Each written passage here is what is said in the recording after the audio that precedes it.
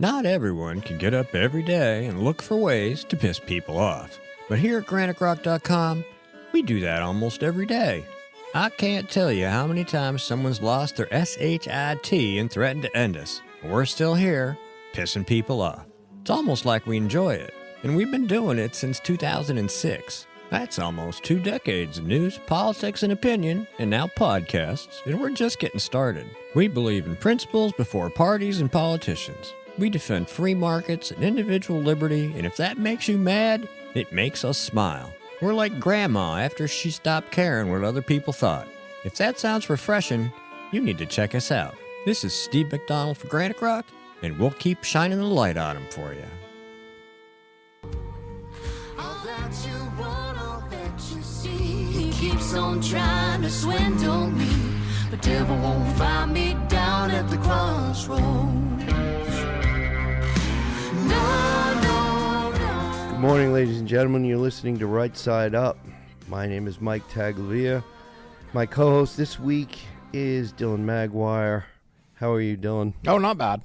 That's good. That's good. So it looks like spring is definitely on its way. It's kind of... I would say it's launching slowly. Yeah, launching slowly. Although I don't know how many gravel roads you've been driving on, but I know the few that I've had to deal with are... certain sections of it are not looking that bad, and I hope it stays that way. I mean, for our sugar producers out there, maple syrup producers out there are enjoying this prolonged mud season. Yeah, my wife was emailing with a friend who's doing the sugaring, and so far they're having a good year. So that's a hopeful thing for spring anyway. I mean, anybody who's in the sugar business. They'll have to, I believe, make up a little revenue with the reciprocal tariffs from Canada on maple sugaring equipment. Right. So, Dylan, the first thing I wanted to talk about, there's an upcoming event at the Capitol this week. It's happening, what day? Wednesday, April 9th from 12 to 1 p.m. in the Cedar Creek Room up at the state capitol. It's parental rights in education, and there'll be some speakers there, but it's highlighting something that I believe needs to be highlighted. We've got a lot of things going on, and in this state and countrywide, but it needs to be stressed that parents they're the paramount when it comes to their kids' education. They're first, and what we have now with what's going on for the school reform here, education reform, this is a great time to be talking about this. So if you can, by all means, make it up there, go online. One of the key speakers is going to be Mary Holland from Children's Health Defense, I believe. No, that's a different one. I'm sorry. That will be another one. The next day, Children's Health Defense, Mary Holland will be at the Capitol the following day. So there's a lot going on up at the Capitol this week. But with the parents' rights in education one, that needs to be one of the main drivers in our education. And right now, I don't believe it is. So no, it's not. We've seen. Look at this was in the past 10, 12 days of the executive order to essentially close the Department of Education federally. Yes. Because you've spent the last 50 years of building out this giant administrative state. Yes. To support education. You have a public sector union, being the teachers union, that negotiates all this, but it's not still the money in the budget that because they keep teacher salaries just high enough so they're not in the poorhouse, but low enough so it's still a prevalent campaign issue of we need to raise teacher salaries, but actually it's the administrative staff that's siphoning off right. Well, that don't produce anything. Yeah, well, we need to back up just a little bit. Like you said, the idea of closing the Federal Department of Education is not a bad idea, primarily because most of the money in the Federal Department of Education got siphoned off for administration. It didn't go to the states. It did not go to education. And that's the part that not a lot of people are hearing. They only hear the hysteria over, oh, the Federal Department of Education has been closed or shut down. That doesn't mean the money is not going to come to the states. It'll probably go to the states in the form of block grants so that the states can decide how to spend the education dollars. That's one of the reasons why I brought up the Parents' Rights in Education event on, excuse me a minute. Wednesday, I believe you said. Wednesday, April 9th, 12 p.m. to 1 p.m. So because parents need to have a say, a lot of say in what their kids are taught, and to be able to tell the administration, the school board, what they don't want their kids to be taught and told and counseled to do. That's a big deal. You know, one of the things that's come up, and it keeps getting more and more press time, is the idea of cell phone free schools, which is actually probably the best. I was in school, in high school, when the smartphone came about. Yep. So you have data from then until now. Yeah. Where you see an increase in a lot of these trends that have happened in the last 13, 14 years. Yeah. Are because of how much access people have to. Yeah, and negative trends, the anxiety, the depression among students not really paying attention in class. I attended a short video that was shown in the State House during a lunch hour, and one of the things, or a couple of things that came out, was that students started actually communicating with each other, talking amongst each other.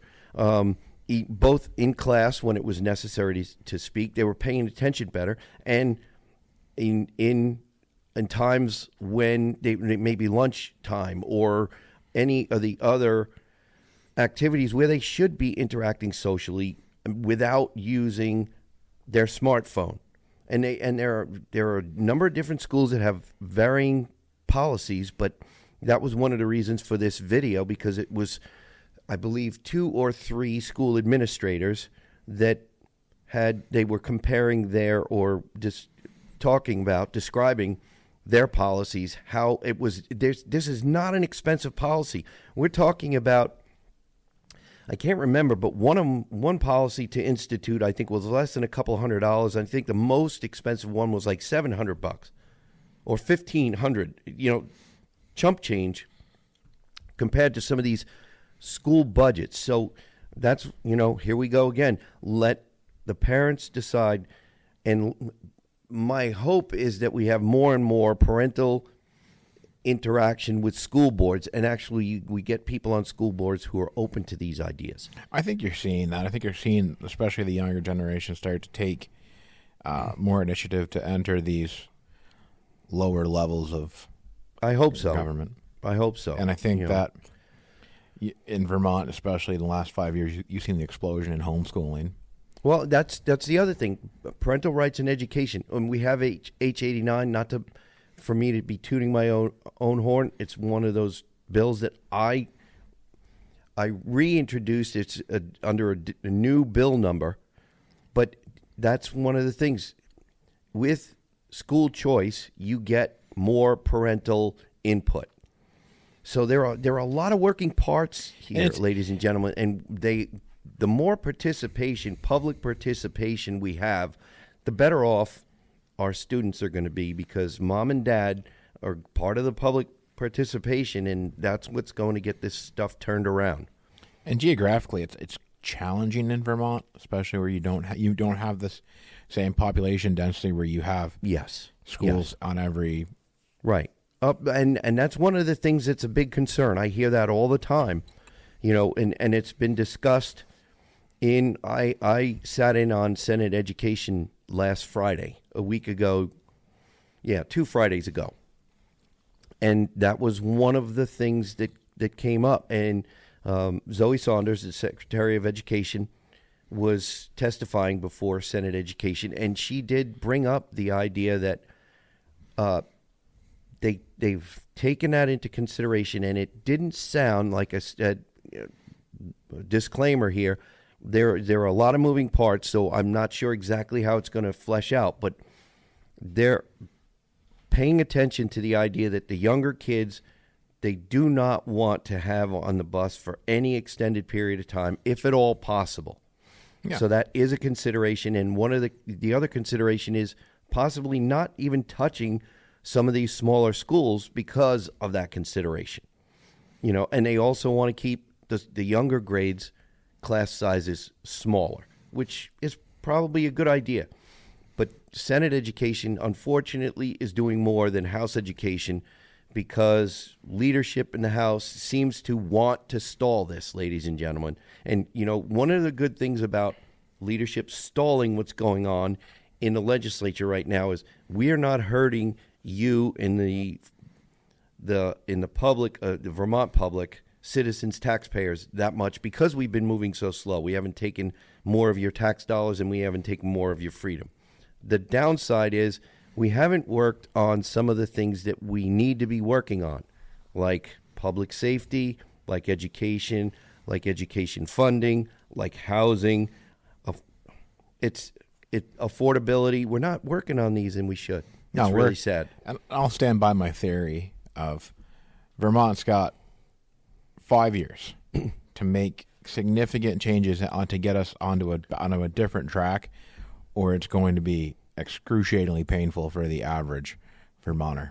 Well, yeah, you're right. And we're going to hear more of, you know, I'm John Q. Public. Hi, how are you? And my kids can't afford to live here. Or we were talking about it yesterday. Or when I finally retire, I already know that my home is going for sale and I'm going to have to leave because with my retirement income, I won't be able to stay here. That's so sad to hear. And I hope we can stop that. I really do.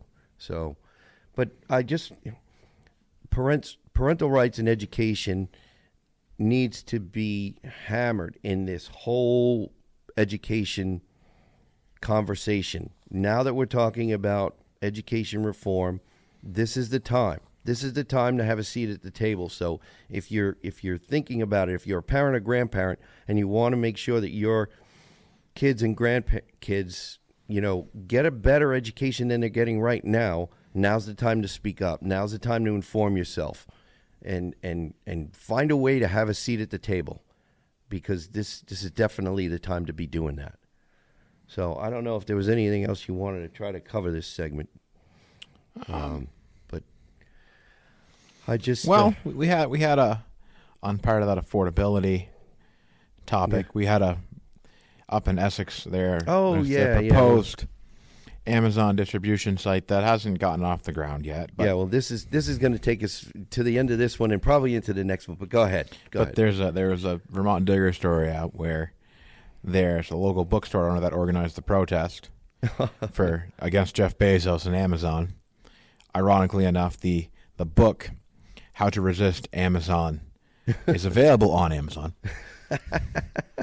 So it was pictured in one of the pictures in the article. Okay, gotcha. So I found that pretty comical.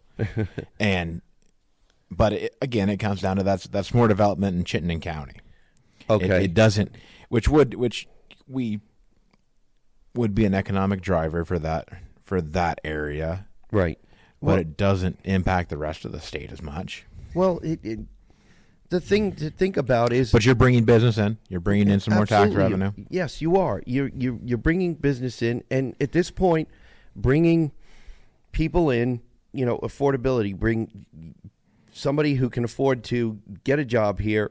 Hopefully, buy a home here. Maybe raise some kids here, and wouldn't that be wonderful for the economy of Vermont? And wouldn't it be wonderful if we really want to increase our tax base, which is not the biggest thing for me, not increasing taxes, but just having... You got to increase your population and you're dying. Yeah, right. We're not... You look at the demographics of the state are horrible. Right. It's top heavy on your 55 plus. Yeah, we need to be looking toward... Yeah, we need to be... The goal of a million Vermonters needs, as citizens, as residents, needs to be out there. And that we need to be going toward this. We haven't... One of the other things, we haven't seen in the legislature any movement toward removing or moratoriums on any regulation at all. And how are we going to spark industry and building of homes and businesses? Without businesses, nobody's going to be drawn here to go to work. And nobody working, nobody's having kids, nobody's...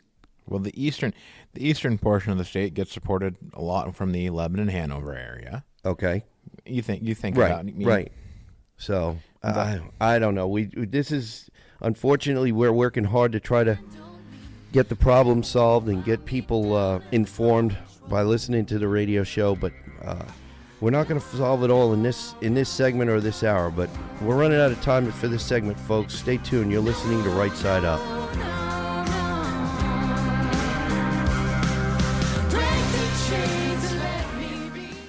Thanks for tuning in. We hope you'll make time to check out all of our podcasts brought to you by Grok Media LLC and GraniteGrok.com. Mondays at 8 p.m., it's Right Side Up. On Tuesdays, it's our live show from 7 to 9 p.m. Eastern Time, Granite State Live. Wednesdays, tune in at 8 o'clock for Justice for All. Thursdays, 8 p.m., it's Grok Talk. Friday at 8 p.m., it's Manch Talk. Saturday, again at 8 p.m., The New England Take. And Sunday at 8 p.m. Eastern Time, it's Vermont Daily Chronicle Television. We are your source for local podcasts, news, politics, and opinion, brought to you by Grok Media LLC and GraniteGrok.com. The devil won't find me down at the crossroads. Welcome back, ladies and gentlemen. You're listening to Right Side Up. My name is Mike Tagliavere. My co-host this week is Dylan Maguire.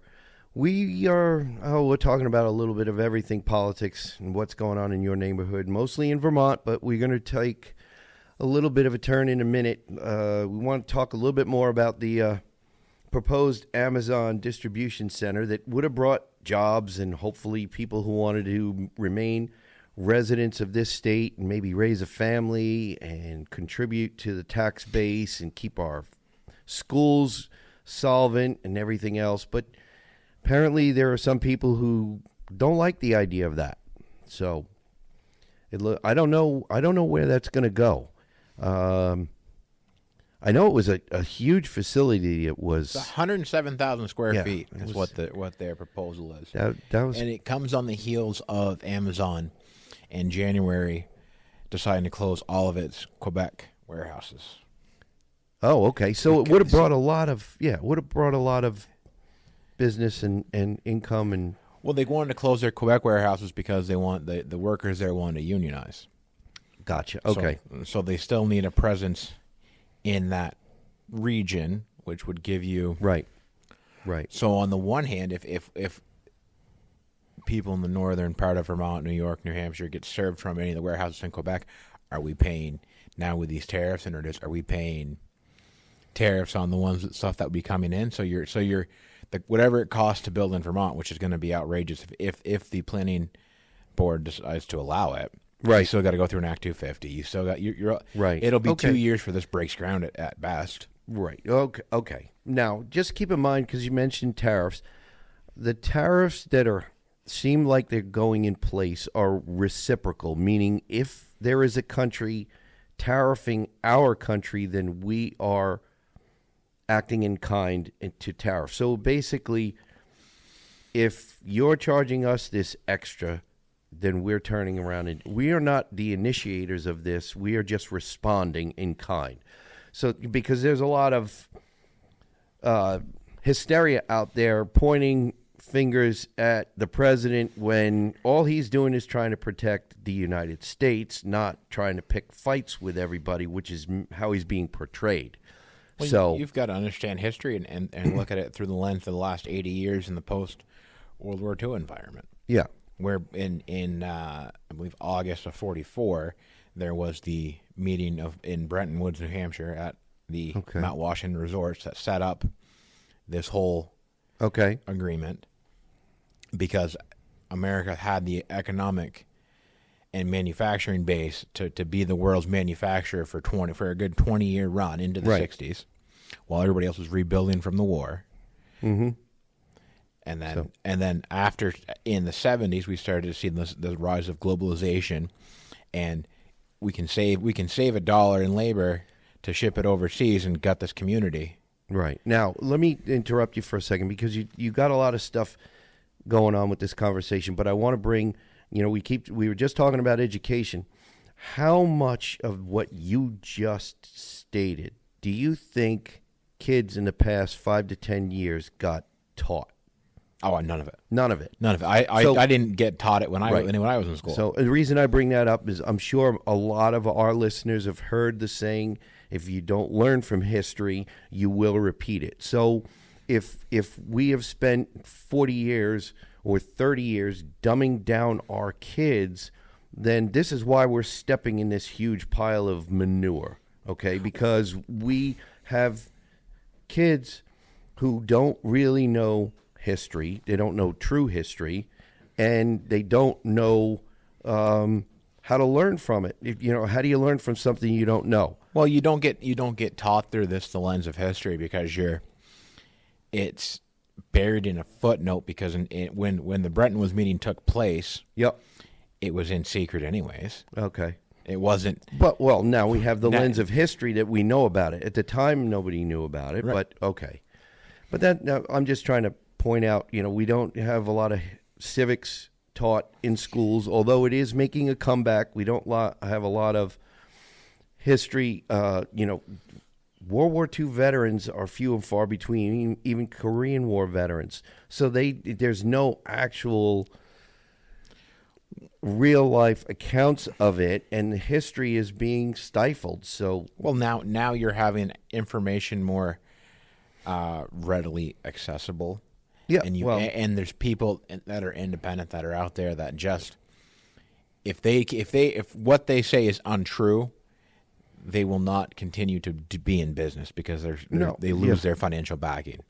Yes, and like you said, there's the information pipeline now with the internet and social media. There's so many ways to verify and fact check things that you, in a very short period of time, can verify whether somebody is putting something out there to scare you or if they're actually telling you the truth.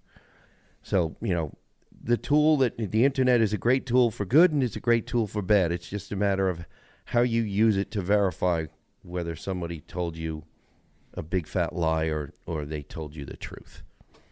So, but yeah, it would be nice, we brought up earlier, there's been no moratorium on regulation. We're not addressing any true Act 250 reform, and that needs to happen. That needs to happen. If we want more jobs, if we want affordability, if we want more residents, if we want retirees to stay here, we need to have a thriving economy. And right now, we're going in the wrong direction still. I mean, yeah, what happens when the tourist industry dries up because you don't have so what are you going to? Yeah. How are you going to import enough workers to do this?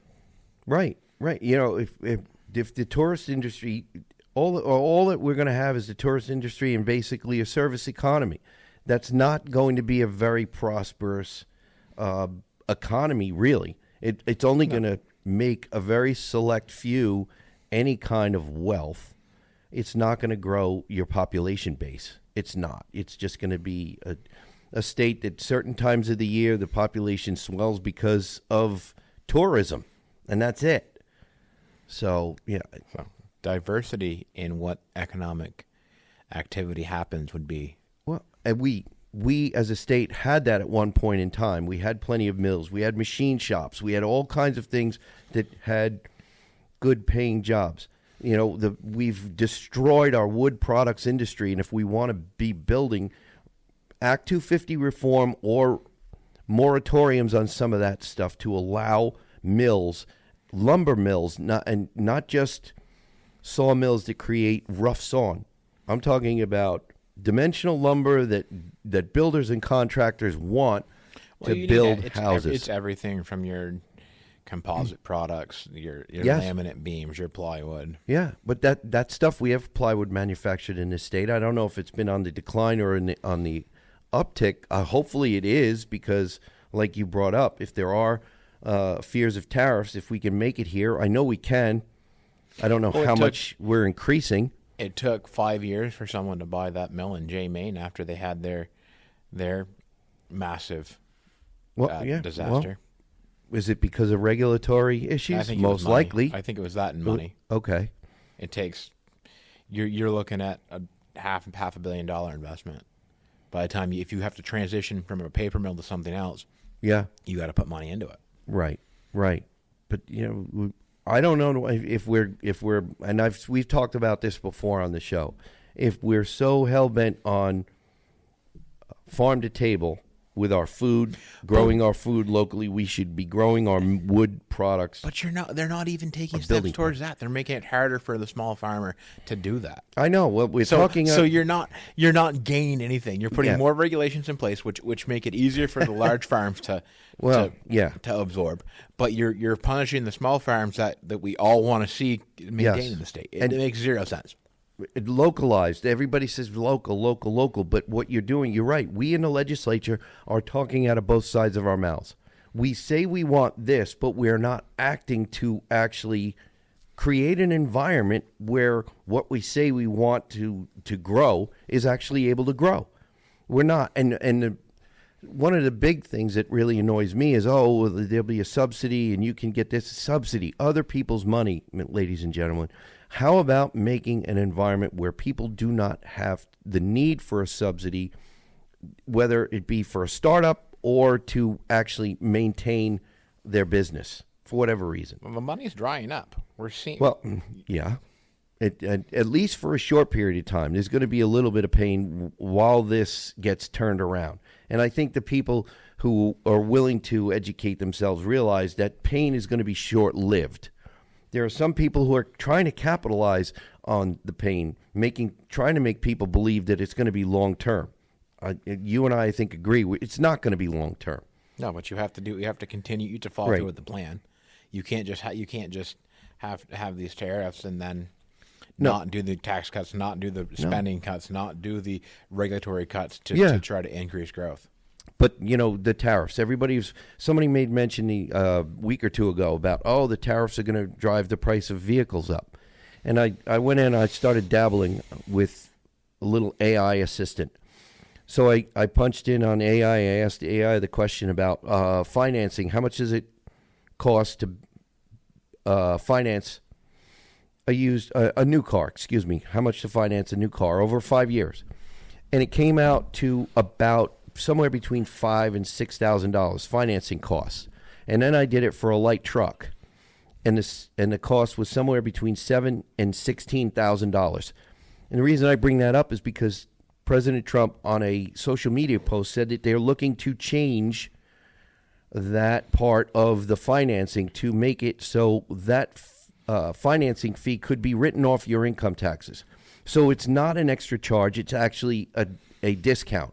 So he's taken the wind out of that fear mongering right there. But then we got to have Congress to actually implement that policy. Well, yeah, and we need people with the cojones to actually do it.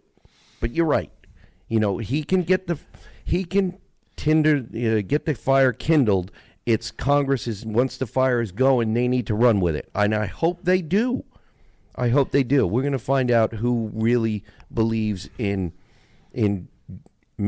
jump-starting this American economy and really unleashing it, letting it grow, because it needs to grow. But I don't know. I don't know how you feel, but I really am to a point where I really we've been waiting long enough. We need to start seeing this stuff start taking off. I mean, you think about how much money was just injected in the economy in 2020, 2021. Yeah. It was we were headed for this road.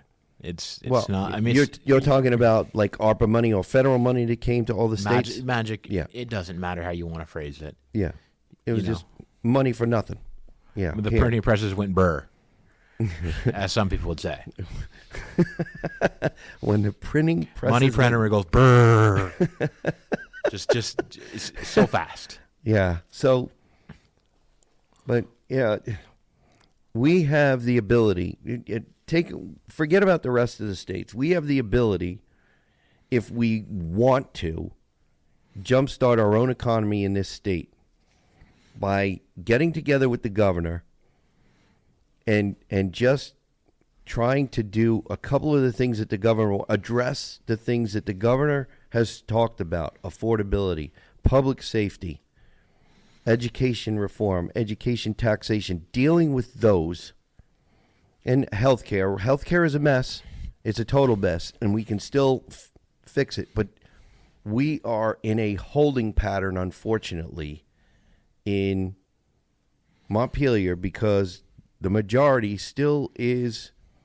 They've Powerful. They've got their foot on the brake, slowly moving things instead of addressing the things that the voting public in this state said they wanted addressed. They said they wanted to address it.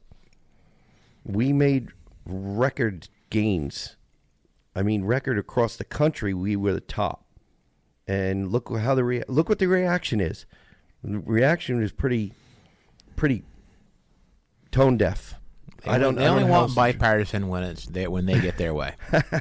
Yeah, you're saying exactly what I was thinking. So, anyway, we're running up on another break, ladies and gentlemen. So, if you have the patience to stick with us for a couple of minutes, we will be returning.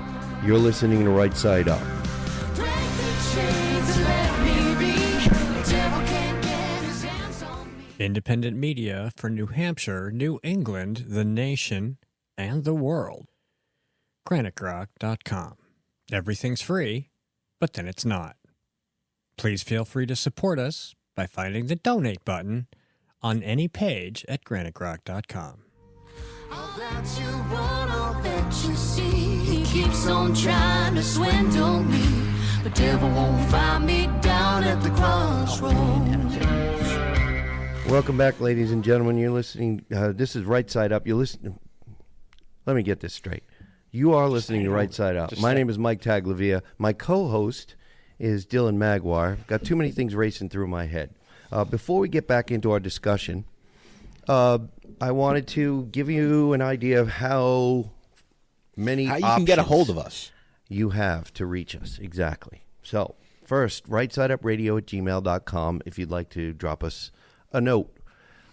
If you, for some reason, are not able to listen to us on the radio, WNTK, go to WNTK.com, click on the podcast button, scroll down and find Right Side Up, and you'll see any number of our shows in the queue where you'll be able to listen to us. And by all means, if you like it, share it with a friend, because that's how we've been able to grow. You can also find us on Podbean. You can find us at 802 Scoop. You can find us on YouTube. Where else? You can find us on Granite Grok. So, like I keep saying, we are growing. Our network is growing, and we're very happy. Thank you very much to our listeners, because you're the ones that are helping us grow. So, we wanted to take a step in a different direction with this segment. And geoengineering is where we're going. H217 is a bill that's in the Vermont House right now. It's stuck on the wall. Unfortunately, ladies and gentlemen, it does not look like it's going to come off the wall, although if you are listening and in Vermont and you'd like to see it come off the wall, by all means, go on vermont.gov, click on the legislature button. If you don't know who your legislator is, there's a way on the website that you can find out who your legislator is. Otherwise, click on the House Environment Committee and send an email to the House Environment Committee members. Or you can call the State House and speak with the Sergeant at Arms or someone who picks up the phone and send a polite message, leave them a polite message that you would like to see H217 taken up, because you are opposed to geoengineering and some of the, what is it called, stratospheric aerosol injection of some of the chemicals that we keep hearing about being sprayed into our atmosphere, into our breathing air. So there's a lot going on. And we are not the only state. I think there's 32 states that are either talking about this or already have legislation.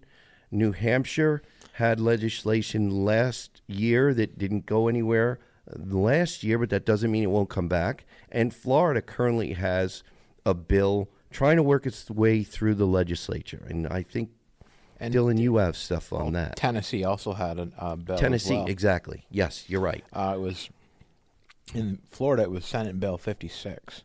Okay. To Okay.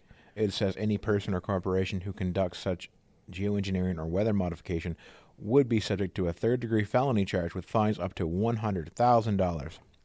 If an aircraft operator or controller commits a third-degree felony, they could be subject to up to a $5,000 fine and up to 5 years in prison.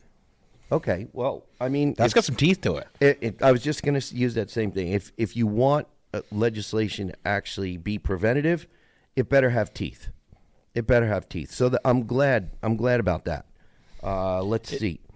Go ahead. Quite a concept on all this. Where I think there was hard to prove in some aspects. I don't think it's going to be that hard to prove. Okay, and here's the reason I say that, because on X, on social media, there was someone who posted the mass spectrometer, some analysis of the chemicals. I think they were sent to this person on X who is has connections or is in the health industry.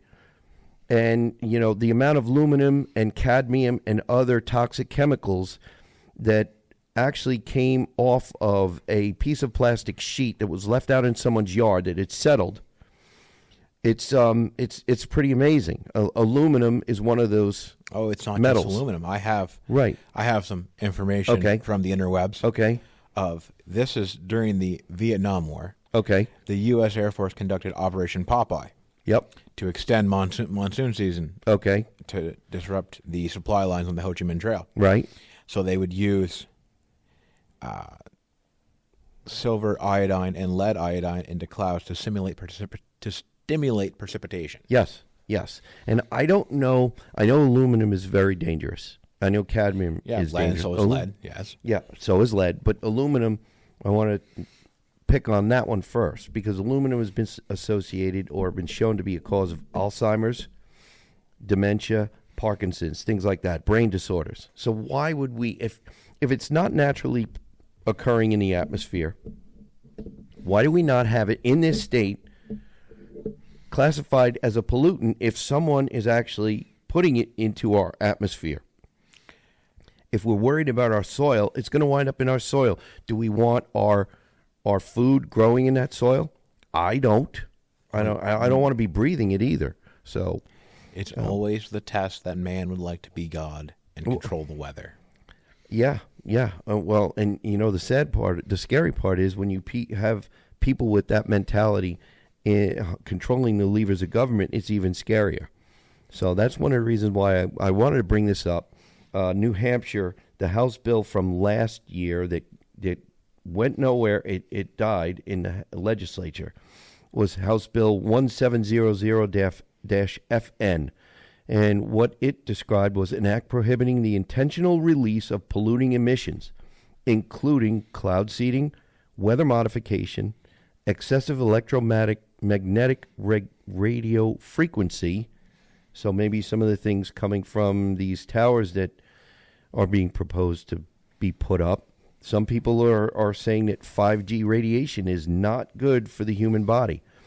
And microwave radiation, and making penalties for violation of such prohibition. I'm not sure if this has gotten any traction this session in New Hampshire, but I will bet you in the near future it's going to come back. And I think whatever the bill we have, H217 in Vermont, if it doesn't come off the bill this session, I think there's a good possibility that it might come off the wall and get discussed in committee next session. It kind of got a late start this session, so we had a lot of new faces in there to get oriented. Yeah, we have a lot of new faces, a lot of institutional knowledge that needs to be learned. With that knowledge, maybe we can find some ways to move these bills that some people in the public find very, very attractive to get enacted into law. And I think the anti-geoengineering bills all over the country, I think, they're going to make more and more momentum over the next couple of years. So where I think we've ended up politically is one side. So the Republicans have been for the last almost 2 decades now. Yeah. Have to be very defensive of their positions and debate and have their facts on their side, Right. because we been looked at and painted a certain way. Yeah. While the Democrats have had more cover and more rope and forgiveness to massage some situations. Massage, that's a good word. Yeah. So I would say manipulate better, but I think as the media landscape changes, yeah. and you're not able to have the same cover. Look at that, because the younger generations aren't turning into cable news the same way that people 45 and 50 up are. Right. Well, the advent of the smartphone, it's really bad in some respects, especially with young people, but it's really good in some respects because they know their way around a smartphone. And as soon as they find out venues to actually get news, to actually get the truth, and they start using them more and more, that's when this tool that could be harmful becomes very helpful and becomes a plus in the hands of younger generations. So I believe you're correct. It's going to be one of those things where the left used it to scare people, and now it's going to be turned against them. We're in this is a very turbulent time of things. Yeah. Changing. Yeah, I mean, you see more and more on social media how the climate Alarmism. climate change, the climate alarmism, the climate cultism is being disproven. It's being shown to be a scam to take control and to amass a lot of money for a very small sector of the population. Well, what year did I forget what year An Inconvenient Truth came out? Oh boy, 25 years ago? Probably. I mean, it 25 was big. or 30 It was years big ago. when I was in middle school. Okay. Yeah. And every single person of my generation has watched that movie at least once, and if not more. But everything out there, there's so much out there to dispel that right now. I remember being in school and you had books on acid rain and we're going to hit peak oil production in 2020 in 2012. Right. We're going to run out of this. We're going to Yeah. You have to be a good steward of the resources that we're provided with. Yeah. That's where my stance is. Right. But you're not going to these people that go out with the Just Stop Oil and block traffic or throw orange paint on priceless works of art. Right. What are you accomplishing? I think Wearing a ultimately- polyester orange vest. Yeah. Made from petroleum products. Right. I saw a picture of someone, a young woman, sitting on an airliner, leaning into the aisle, looking down the aisle. So full frontal view of the T-shirt she was wearing. It said "Just Stop Oil," while she's sitting on an airliner that burns jet fuel, petroleum products, so that they don't have any idea what they're doing. No, it's a scare. It's been you think about it. Some of these people, especially the younger ones, have had. We're all going to die in. I think what Greta Thunberg was. 12 years, and we're 6 years into that now, at least 6 or 7. Is Greta going to send letters of apology to all the people she's scared the living hell out of? No. I think not, because that's one of the things. They're so arrogant that they don't think people have memories to going to remember who scared the heck out of them and who was disproven. It's been that's how they've controlled the narrative. It's through fear. Well, the internet, I think is going to be helpful to disprove all of this, and it's not going to end well for the fearmongers. It's really not. You have such a decentralization of information now. Yeah, where you're not hearing the same. And that's a very good thing, the decentralization of the news. So it's a very good thing. I'm optimistic, but it's just going to be a very painful time, I think. Well, and when the other thing is accountability. When are the people who have contributed to the loss of so much wealth of people because of the fear that they spread? But whatever, you pick the topic. and how much we have lost in wealth and savings because of the fear-mongering. When are those people who've profited off of, and they're still trying to profit off of it? Look at the clean heat standard. That's a control and a profit-based argument. That's what it is. Well, they said the people who are quiet part selling out this. loud. They said the quiet part out loud right around the same time it was the Global Warming Solutions Act was passed, where we've gone after all the industrial. Yeah, we've hit our marks there. We have to go after the homeowner now, and that's what it's designed to do. Yeah, it's but- to make it painful to So buy on- something to keep that makes your life affordable and convenient. But you're going to impact the small business because they won't be able to offer the same carbon credits as these larger Carbon credits, monopoly money, It's all turned that. into U.S. currency. That's what a carbon credit is. And when more people realize it, they will stop jumping on that sinking boat. My And that's what it is. Favorite meme of if I pay more in taxes, the climate will get gooder. Yeah, gooder. Yeah, it'll get gooder. It's well, yeah, that's a very good one, but you're right. Well, we're coming to the end of another show, ladies and gentlemen. We want to thank you very much for listening to Right Side Up. Please remember, stay safe, stay informed, listen to Right Side Up. To the crossroads.